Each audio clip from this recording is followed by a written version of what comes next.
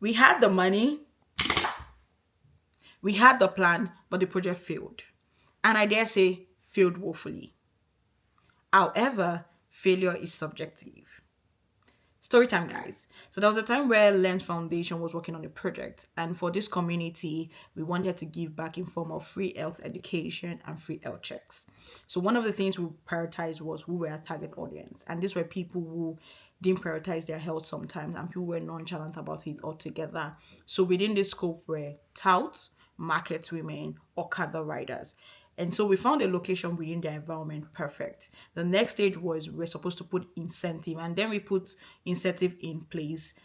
We had music, we had souvenirs, we had gifts that could be won, and we just had things that would attract them to that environment altogether.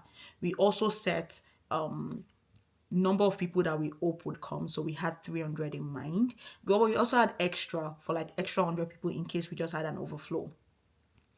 And on the day of the project, what happened? We barely had 100 people coming. And why was that? A key component of the project we missed was the strategy to bring these people in. Now, let's think about it, guys. If we said that our target audience were people who wouldn't care about their health or people were nonchalant about it altogether, why do we think all of a sudden they would care enough to come for our project? Why do we think all of a sudden they will be, you know, they'll be excited to enter and come for and sit down and come for free health check? Why do we think that?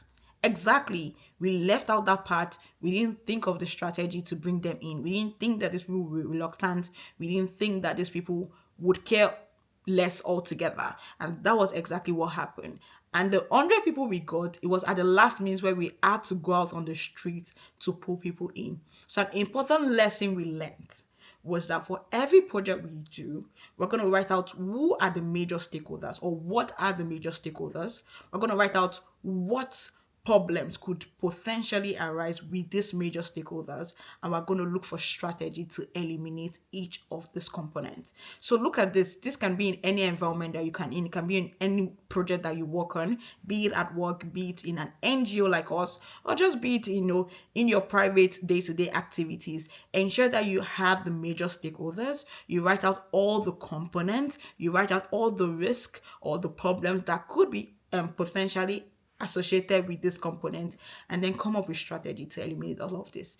I hope that you're able to learn something, and I hope that you're able to apply this into your own project too. Thank you. Lens Foundation.